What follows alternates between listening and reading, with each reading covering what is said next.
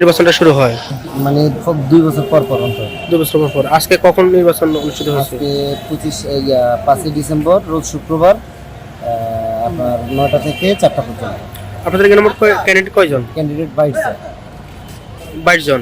তার মধ্যে আপনার এখানে যে সাংগঠনিক যে পদগুলো আছে সেখানে মোট কতজন পদে দাঁড়াইছে? সহসভাপতি 2 জন দাঁড়াইছে, একজন হবে। জি জি। তারপরে সিনিয়র সহসভাপতি 2 জন দাঁড়াইছে, একজন হবে। তারপরে হলো যুগ্ম সাধারণ অতিরিক্ত সাধারণ সম্পাদক 2 জন দাঁড়াইছে, একজন হবে।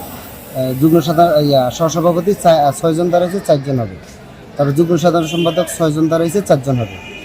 কেশিয়ার কোষাধ্যক্ষ আর কি 2 জন দাঁড়াইছে, একজন হবে। মোট ক্যান্ডিডেট কয়জন? মোট ক্যান্ডিডেট 22 জন, হবে 13 জন। মানে কোনো অপ্রীতিকর কোনো ঘটনা ঘটছে কিনা? না, ইনশাআল্লাহ এরকম কোনো ঘটনা ঘটে না। মানে 2 বছর পর পর যে ভোট হয়, আসলে এই ভোটের মাধ্যমে আপনারা যে বাংলাদেশ পুস্তক প্রকাশক যে আসলে বিক্রেতার সমিতির যে নির্বাচনটা হয়, এখানে কোনো ধরনের অপ্রীতিকর কোনো ঘটনা ঘটছে কিনা, ঘটে কিনা সেজন্য আপনি আসলে আজকে যে ভোট দিয়েছেন আসলে কি অবস্থা দেখছেন? যখন ভোট দিয়েছেন পরিবেশটা কি ছিল? পরিবেশ খুবই ভালো ছিল এবং সুষ্ঠুভাবে ভোট হয়েছে। এই অনুভূতি আমার যথেষ্ট ভালো লাগে এবং আজকের এই যারা ভোট প্রদান করে আমাকে বিজয় করছে এবং যারা আমাকে ভোট দেয়নি, আমি মনে করি আমাকে 180 জনের সমর্থন দিছে।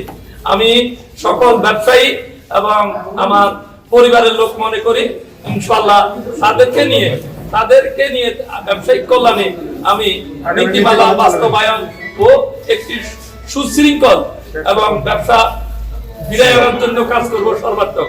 এবং ইনশাআল্লাহ আজকে যারা এই নির্বাচনের আয়োজন করছে, আমাদের অতিথি হিসাবে কেন্দ্র থেকে আসছেন এবং নির্বাচন কমিশনার এবং আপিল বিভাগ সহ এবং প্রশাসনের এবং সাংবাদিক সহ সকলকে আন্তরিক ধন্যবাদ জানাই।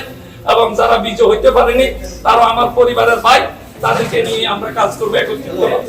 Thank you. আসসালামু আলাইকুম। সবাই আমাকে ভোট দিয়েছে এবং আমাদের নীতিমালা আমার বড় ভাইয়ের সাথে মানে আমরা সভাপতি সহ মিলে একসাথে কাজ করার জন্য একসাথে কাজ করবো ইনশাআল্লাহ। আলহামদুলিল্লাহ, দেশ পুস্তক প্রকাশক বিক্রেতা সমিতি নির্বাচন লক্ষ্মীপুর জেলা এই নির্বাচন বোর্ডের আমি চেয়ারম্যান ছিলাম। আজকে সকাল থেকেই সকল পরিবেশে সর্বাত্মক প্রায় 94% উপস্থিতি নিয়ে আজকের এই ভোট কার্যক্রম সম্পন্ন হয়েছে। যারা বিজয়ী হয়েছে, যারা বিজেপি হয়েছে, আমরা সকলের বুদ্ধিভিত্তিক প্রচেষ্টার মাধ্যমে বাপুসের আগামী দিনের পথ চলা আরো গতিশীল হবে, সুন্দর হবে সেই প্রত্যাশা কামনা করছি।